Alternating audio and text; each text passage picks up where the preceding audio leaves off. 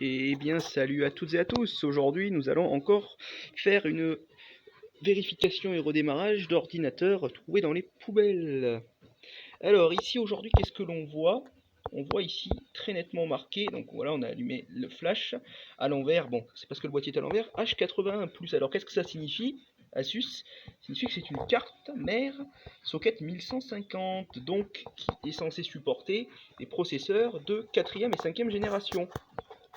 Alors ça c'est particulièrement intéressant parce que ça veut dire que c'est quand même une config qui doit dater de 2013-2014. Donc je vérifie que les barrettes de RAM sont bien enfoncées. Alors en l'occurrence les barrettes de RAM qu'il y a dedans, il y a une barrette de 2 Go en 1333, je crois, si je me souviens bien, de chez Kingston.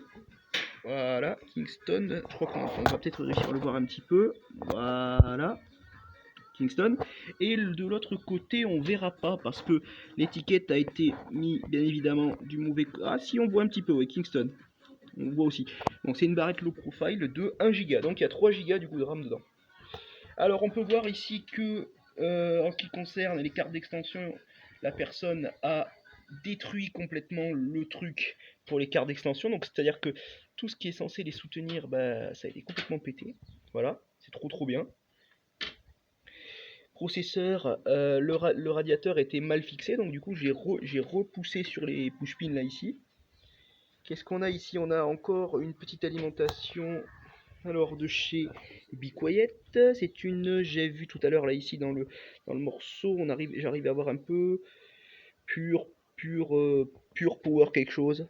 Voilà, pure power L8 de 400 watts. Voilà, on peut voir ici 400 watts.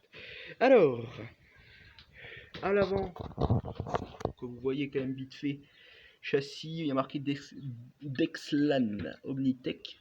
Donc ils font des châssis pro eux. Et on a une petite étiquette qui est marquée Intel Pentium. Donc je me dis que c'est probablement. Alors là aussi on a un graveur. 2 ports USB 2, un port eSATA qui n'est pas peuplé. Là ici un reset je suppose. Oui c'est ça. Et là on a un bouton power. Voilà. Avec la LED pour le HDD ici je suppose. Voilà. Donc tout ça c'est dit. Et ici on a un disque dur Western Digital de, attention, 500 Go. Voilà. Donc ça aussi c'est dit. Voilà. Donc on a vu toute la machine. Donc maintenant il va être temps d'appuyer sur le 1. Parce que n'oubliez pas, vous avez un yo derrière. Je m'attendais pas à devoir vous dire ça. On appuie sur le bouton power et ça ne. Et le ventirad ne tourne pas. Que se passe-t-il? Eh bien, que se passe-t-il? Alors, visiblement, ça ne fait que redémarrer. Alors, nous allons débrancher le disque dur pour voir si ça change quelque chose. Eh bien non, je pense qu'il y a un petit problème. Je vais essayer de voir ce que je peux faire et je vous reprends.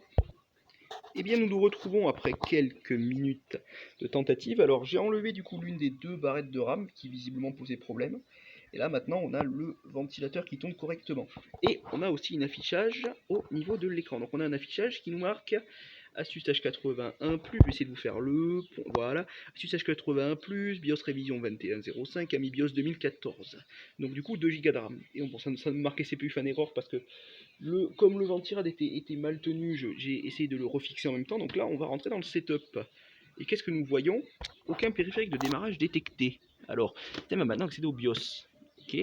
Et là nous avons un BIOS de type UEFI de chez Asus du coup, et là on se retrouve avec un voilà, donc on a tout ce qui concerne le BIOS. Voilà, donc moi j'aimerais bien le mode avancé. Voilà, F7, entrer en mode avancé. Voilà, donc là on peut voir après tout ce qui concerne le CPU. Voilà, donc là on a tous les réglages à la con. Voilà, donc je vais pas me faire chier, je vais rebrancher le disque dur. Donc nous allons nous relever, voilà, et nous allons rebrancher ce foutu disque dur. Ah, comme ça, il ira pas plus bas. Voilà, c'est assez compliqué à faire à une main, mais bon, faisons-le quand même pour les besoins de la vidéo. Alors on va prendre ce câble-là ici, et là normalement le disque dur devrait s'allumer. Trop bien. Par contre, je ne suis clairement pas fan. Est-ce qu'on peut... Ouais, trop bien, on peut utiliser les touches du clavier, ignorer les modifications activées, oui. Voilà. Donc,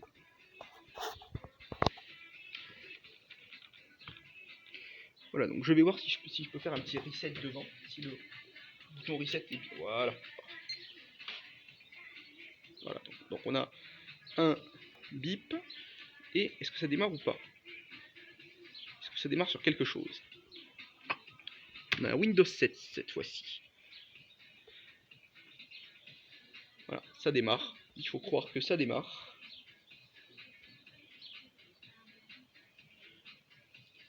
Alors, profitez pour m'asseoir, moi.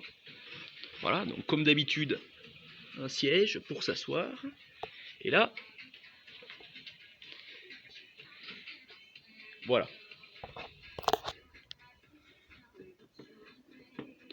Donc on a une installation visiblement de quelque chose. Bon. Alors on a bref une installation de Windows 7 assez classique. Alors on a tout un tas de logiciels, faut croire aussi. Alors SimuWin 2007.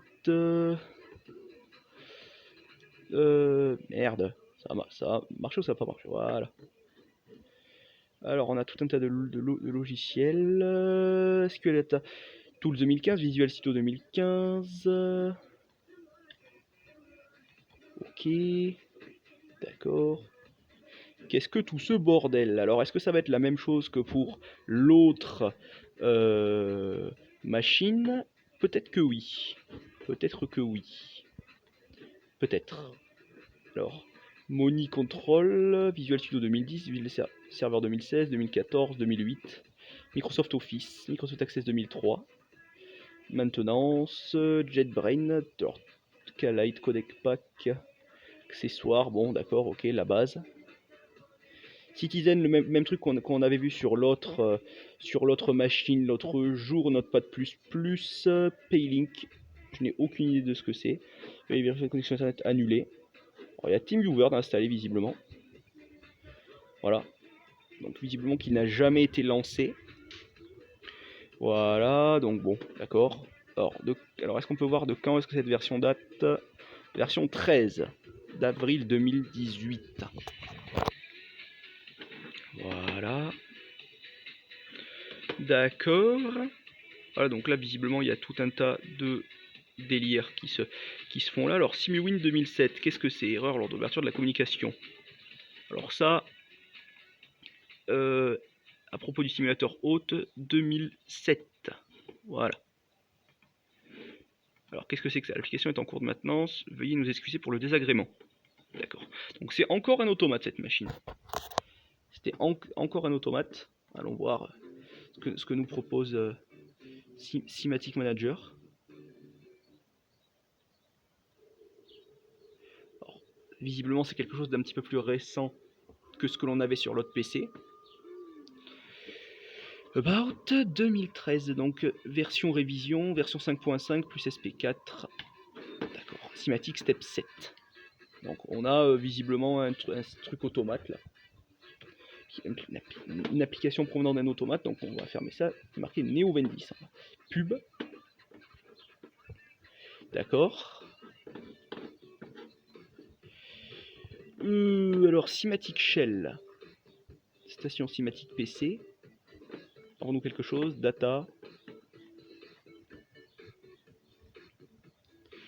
Alors là on a des fichiers TXT, donc visiblement des historiques de vente de produits, d'accord, fonte, d'accord aussi. Nous allons voir, alors qu'est-ce qu'est LGAP? Ah, trop bien. Ça ne fonctionne pas. Map. Alors ça c'est similaire à ce qu'on avait vu sur l'autre. Ouf, il y a du monde là-dedans. Beaucoup de monde. Beaucoup de monde.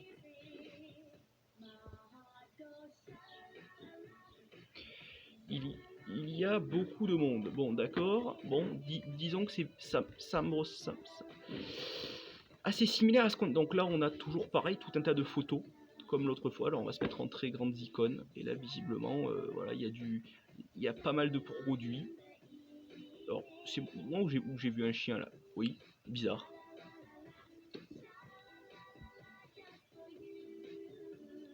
Alors, visiblement, alors là, update IHM, update config, d'accord, ok. Migration.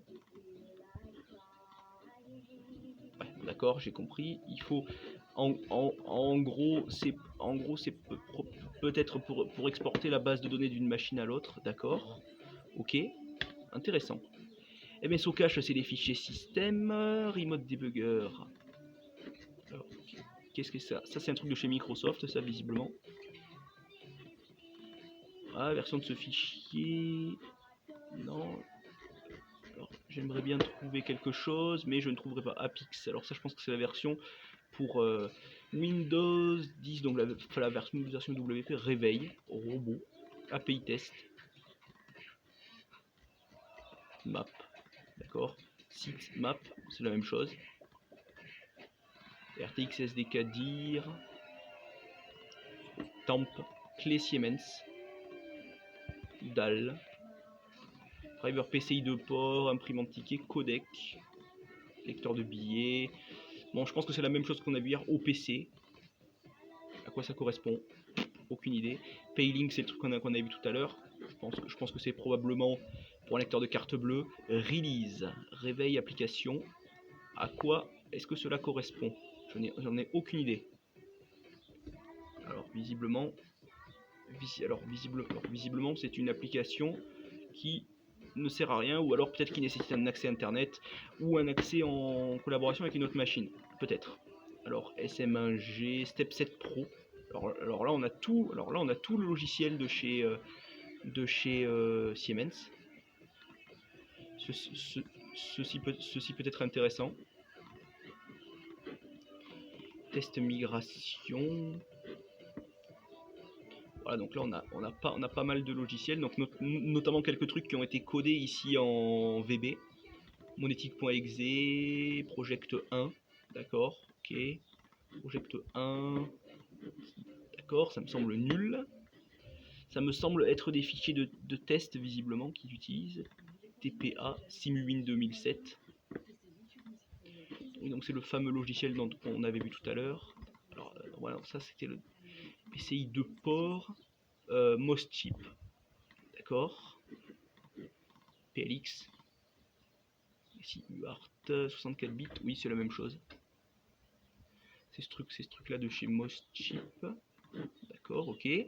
Allons voir, alors test migration, on a vu tout ça, toute cette partie, on a vu VB1, VB2, d'accord, ok. Donc tout un tas de redistribuables assez intéressants. Franchement, il y a quand même beaucoup plus de choses à voir sur cette machine là que sur l'autre. Alors disque local C, alors Adlink, PCI DAS qu'on a vu ça hier, DAQ, on avait vu aussi Utility.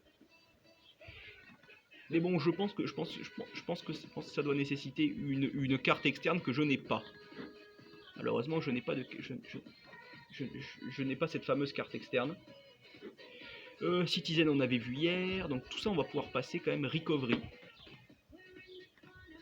Voilà, donc ça, on avait vu ça hier. Alors, script Siemens, donc, step 7. Voilà, donc ça c'était comme hier, ça n'a pas bougé d'un pet. Temp, bon là il y a encore pas mal de logiciels. Alors est-ce que .trace, JetBrains, alors ça c'est un IDE si je me rappelle bien, c'est une interface de développement. Désolé si vous avez vu mon doigt. Alors, est-ce que cela fonctionne? Alors là, oui, voilà, là, voilà, ça s'ouvre. Donc ça doit correspondre. Voilà. Alors je n'ai aucune idée de ce dont à quoi ça sert. Mais visiblement, oui, oui, c'est visiblement c'est du code pour le truc d'automate qu'on a vu tout à l'heure. Visiblement. Assez intéressant. Donc là, on a la même chose ici, mais qui m'a l'air d'être vachement plus lourd. Donc on va peut-être voir ce que ça donne. Nous allons voir ce que cela propose. Voilà, voyons ça. Windows Présentation Foundation, CPU ready, GC wait. Je n'ai aucune idée de ce. Je n'ai aucune idée. Alors, licence information. Ah, donc c'est en plus c'est un trial. Ça n'est même pas voilà. Voilà, donc visiblement oui, c'était une version de DC, d'accord. Alors filters, call tree, source view. Alors ok, d'accord. Je n'ai PDB file Windows base PDB is not found. Ok, d'accord, très bien. Utilisateur, alors NeoVentis bureau, donc ça visiblement c'est un utilisateur random qui a été créé en 2015. Alors map, alors bon ça c'est ce qu'on a actuellement d'ouvert. Voilà, c'est la session map.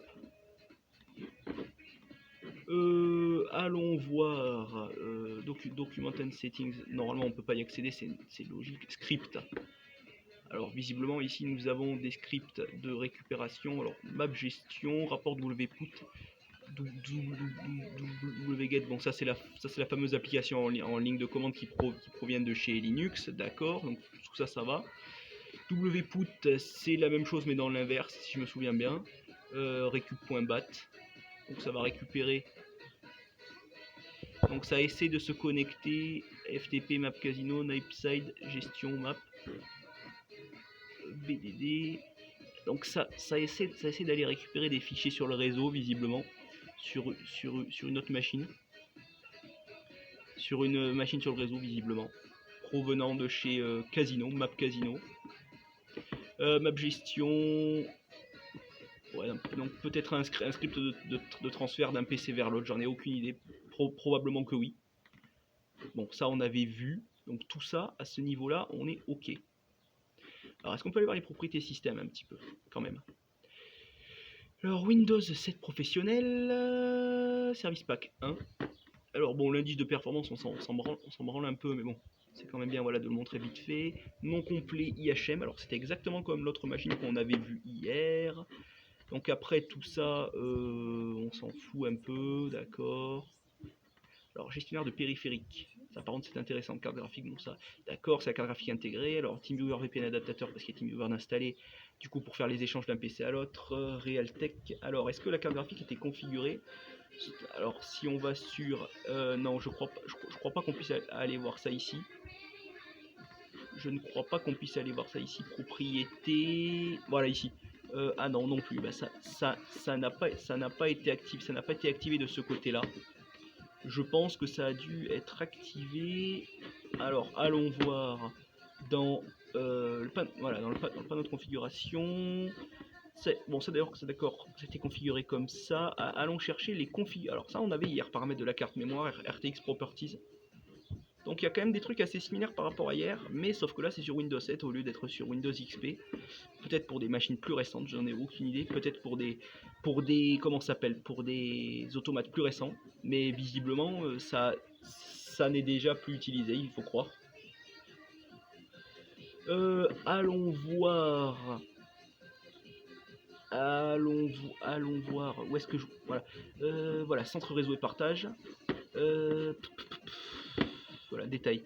C'est ça qui m'intéressait. Voilà, donc l'IP, on voit que l'IP par défaut c'est 192.168.0.1, 155.255.0, 192.168.0.254, 8.8.8.8 et 8.8.4.4. Donc ça c'est les DNS de Google et ça c'est une IP en local qui a été mis probablement pour se connecter avec une autre machine.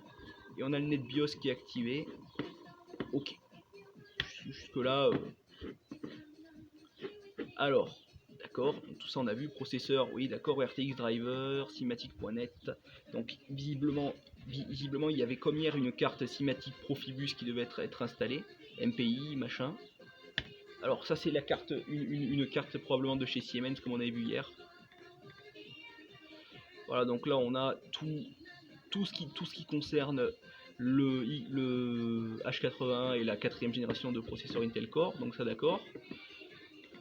Bon ça d'accord, souris Microsoft PS2, normal parce que j'ai une souris assez Eco Plus, comme vous pouvez le voir, un truc assez basique, voilà.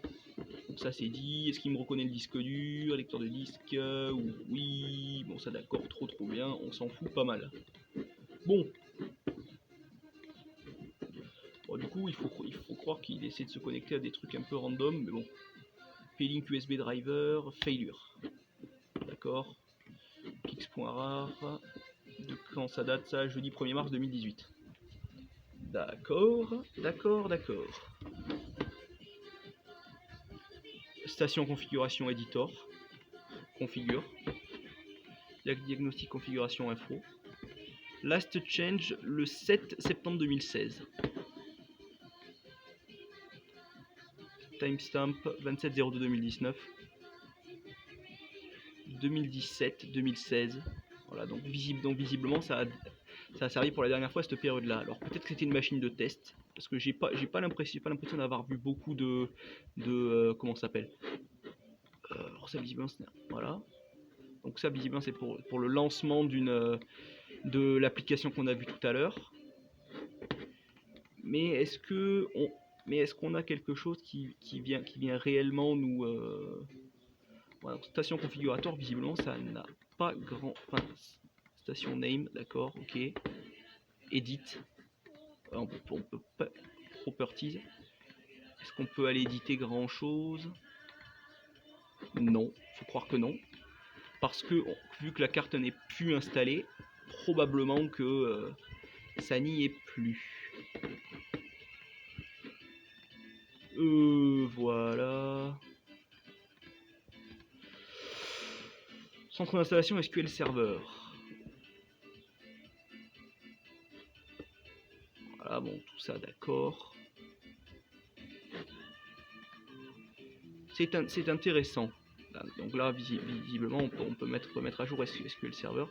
On peut aller voir aussi s'il y avait des mises à jour qui ont été installées à une époque. Visiblement, oui. Visiblement, ici, il y a eu pas mal d'échecs.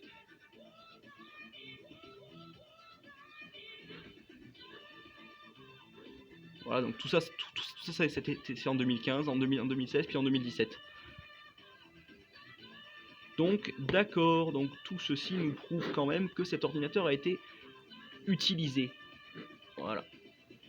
Donc tout ça c'est dit. RTX Properties, est-ce qu'on a plus de trucs? Oh, ça on n'avait pas d'interface comme celle-ci hier. RTX Subsystem Startup. Donc c'est considéré comme un sous-système. Donc user level debugging, minimal information, memory.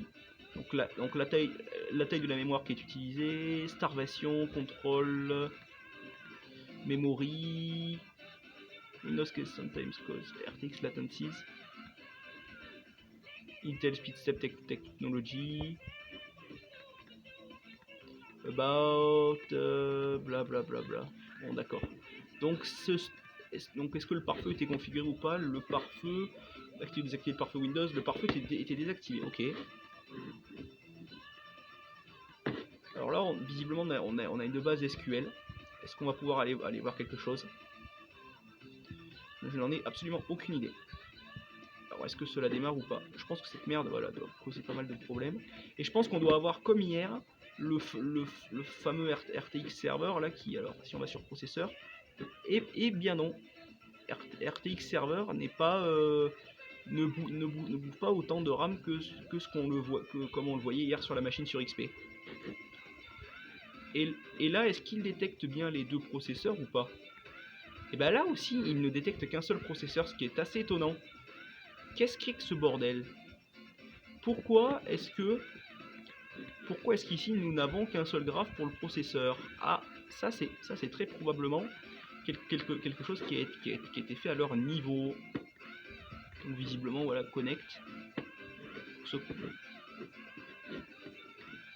Voilà, donc là on a toute une base SQL. Bon, CA, chiffre d'affaires, espèces, carte bleue, NFC.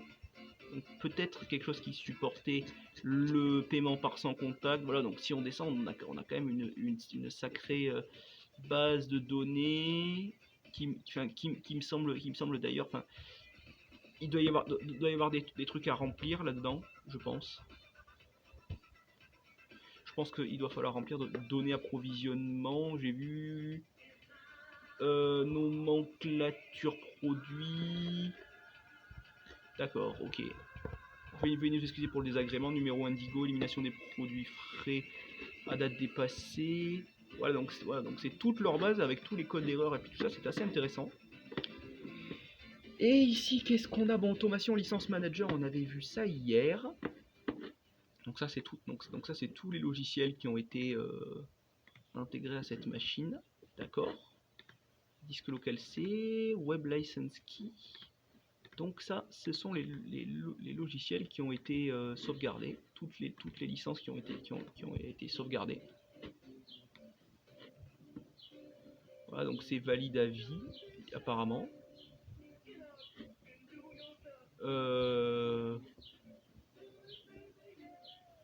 Voilà, donc ça d'accord. Donc tout ceci nous montre.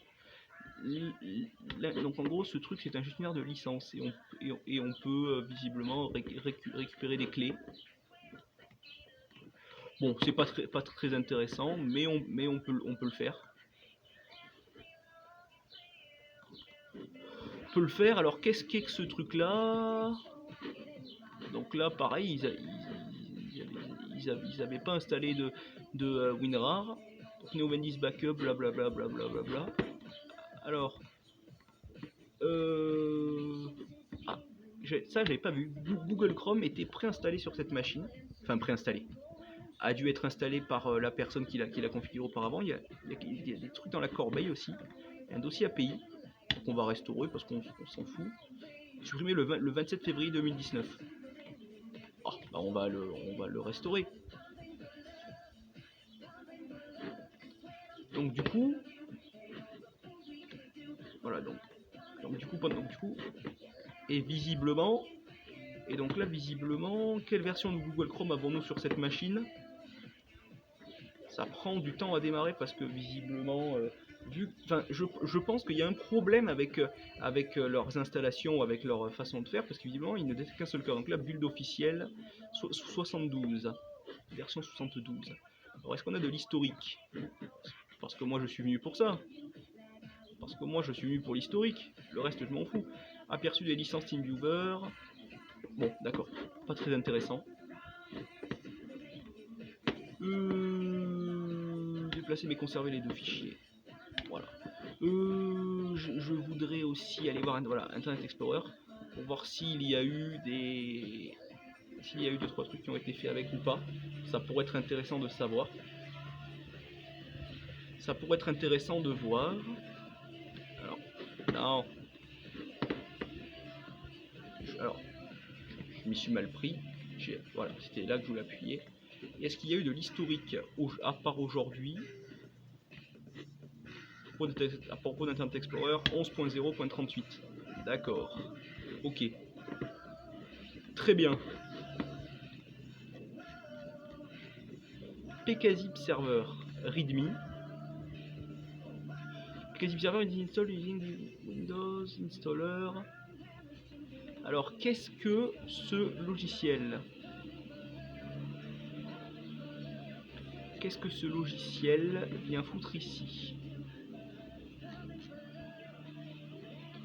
Donc apparemment, c'est un logiciel à la con, comme d'habitude. Bon, bah je pense que là, à ce niveau-là, on a tout vu. Je pense qu'à ce niveau-là, on a tout vu. Bon là on a les différents périphériques de lecture, donc non connectés, d'accord. D'accord, donc jusque-là, tout va bien. Ouvrir le centre de maintenance. Alors, il n'y a pas d'antivirus, il n'y a rien du tout qui est installé, d'accord, ok. D'accord, afficher les problèmes à signaler. Ouf. Il y en a une sacrée liste. Alors visiblement, leurs applications métiers à fonctionnement arrêté, quand même. Il y a eu quand même pas mal de tests qui ont été faits, et visiblement. Et on voit qu'il y a eu, alors si on filtre ça par date, voilà, ouf, ça en fait quand même pas mal. Alors est-ce qu'on peut, voilà, on peut voir toutes les applications qui ont posé problème. No indice update service.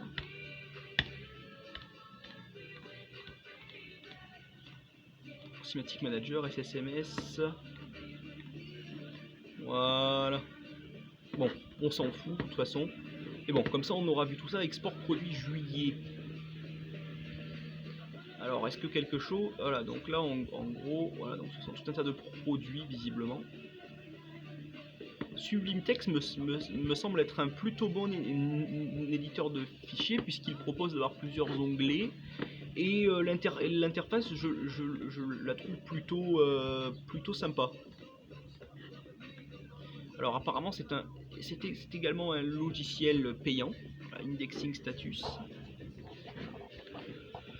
Donc il y avait d'autres fichiers qui étaient ouverts là visiblement. Voilà, donc ça c'était un fichier je crois qu'on avait ouvert tout à l'heure. Paylink non, je me souviens pas. Voilà, donc là on a quelques trucs. Voilà. Bon, franchement, je m'y connais pas vraiment dans ce domaine-là. Je ne sais pas vraiment à quoi correspond tout ce que je regarde. Mais bon, au moins j'ai fait. Voilà, donc là on a les fichiers récents, Notepad++, pareil. Donc là, visiblement, on a des logs, traces monétiques. CP client monétique UXP error. Donc là, on voit en juillet 2010. Donc tout ça, c'est aujourd'hui, visiblement. Voilà, donc il y a eu des tests le 27 juillet. Donc là, 7 juillet. D'accord. Ok. Eh bien, je pense que l'on aura tout vu pour cette machine-là. Et je pense que l'on va pouvoir arrêter ce délire, parce que ça n'est pas intéressant d'aller plus loin. Empêche Windows de s'arrêter, oui, voilà. Et nous allons voir pour la prochaine machine, parce que j'en ai encore une autre là-bas, juste là-dessous, qui me semble être assez similaire, mais dans un châssis un peu plus petit. Donc on va voir ce qu'elle donne. Sur ce, à la prochaine. Attendons que ça s'arrête. Voilà. Ah. Nous avons un message en plus à la fin. Donc RTX Windows Stopped non attaché d'RTX Shutdown Handlers. Donc il devait falloir un système pour pouvoir arrêter la carte Siemens qu'il y avait dedans. Et je pense que si la carte n'est pas présente, ça vous affiche ce message là. Bon, bah, sur ce, à plus et à la prochaine.